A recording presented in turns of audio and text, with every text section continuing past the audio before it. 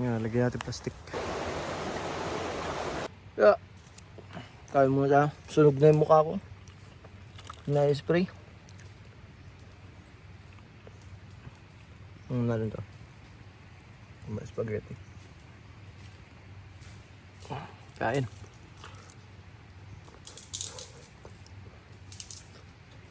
Gutom na.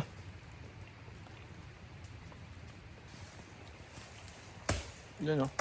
Papa ko busy. Nag-iiyaw daw siya ng isda. Ginalaman pa ng buo. Paringas muna tayo at makapag-ihaw ng isda. Kumain muna tayo.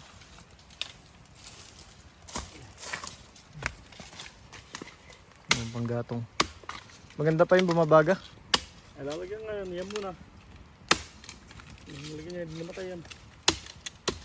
Naubos na yan. Ito langka na to. Wala, hindi pa namunga ito langka. Malaking langka na to. Ay, malaking bunga dami nyo rin. Hindi nainitan kasi. Tawag nito. Nasilungan na nito, itong punong malaki na to.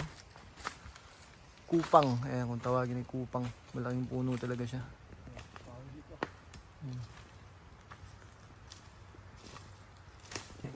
Ayan. Dahil sa apoy. Hindi, toto ko. Lalagyan to ko dyan. Dito. Lalagyan to ko doon. Tulingan eh. Parang Hindi ah. Yellow pen yun ah. Susukan natin ng ano. Ay, dalubay. Apoy na apoy. Papabagahin pa. Mamaya na. May hilaw yan. Pabagahin mo natin. Maganda mag-ihaw sa baga.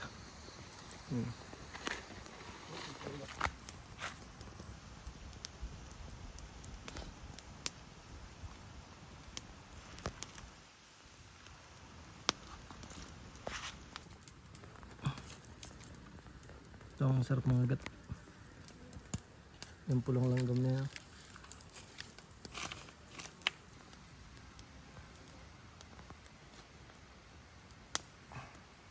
Samahan niyo ako dito, mag-igib tayo ng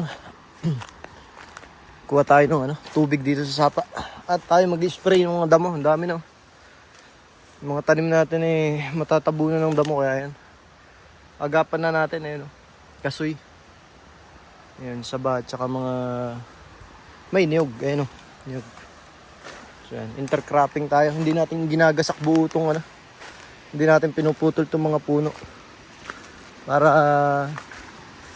maganda tong lugar natin. Hindi mainit. Ayan. Tsaka hindi magkaroon ng soil erosion na tinatawag nila. Ayan. Yan. Ganda nitong igiba natin. Gawa ng daan dito si Papa. Woohoo! Yan. Spray muna tayo ng damo. So ayan yung lugar natin. The best! Buhay na buhay yung sapa. Yan. Buhay na buhay. May yantok pa. Yan. Yan yung ginagawang arnis. Rotan. Yan yung rotan.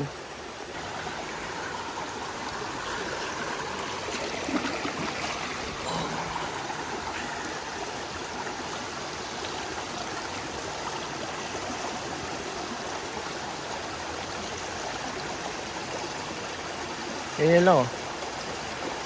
Libreng-libre ang tubig.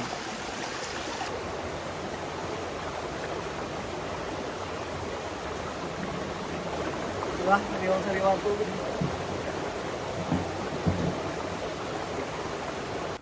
Yan, lagyan natin plastic para hindi matuyo yung mga tanim. Para hindi tama ng spray. Yan. Sayang, pag inabot spray, tuyo din yan. Ilalayo mo. Dito lang, paligid ng tabas. May tanim ka kamate sa bawat tanim. Para sa tag-araw, hindi agad matutuyo. Ito may panlilim. Anyog.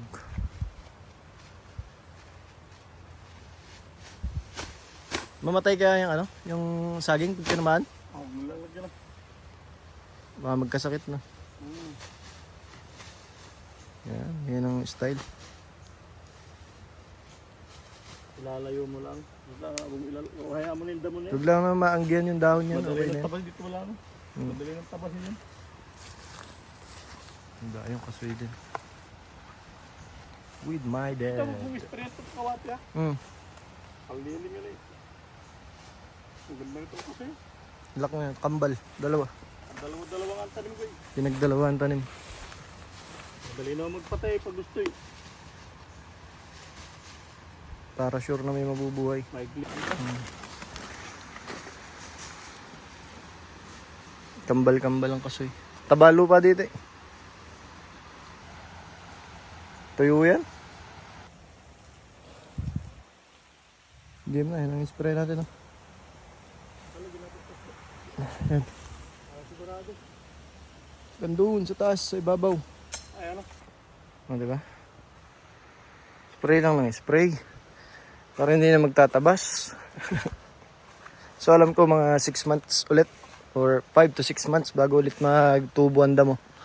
Pag na-spray ng herbicide ba ang tawag dyan? Herbicide. Yan. Parang patay ng mga damo. Pero ingatan lang yung mga halaman, yung mga tanim. Yan. Malaki na yung ibang nyug natin, mga naunang tanim ta. Mga nakalusot sa tag-araw at sa kalabaw. Yung mga nagsusugo ng kalabaw. Sulit.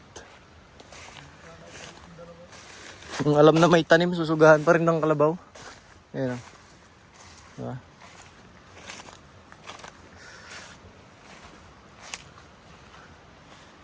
Ayan, malaki na itong isa na to. Itong kasoy. Ayan, bubunga na rin to. Malapit na bumunga to. Yan o. Dali. Ayan, ganyan lang. Basic lang ang ating ano. Pag-spray. Yan. Yan lang.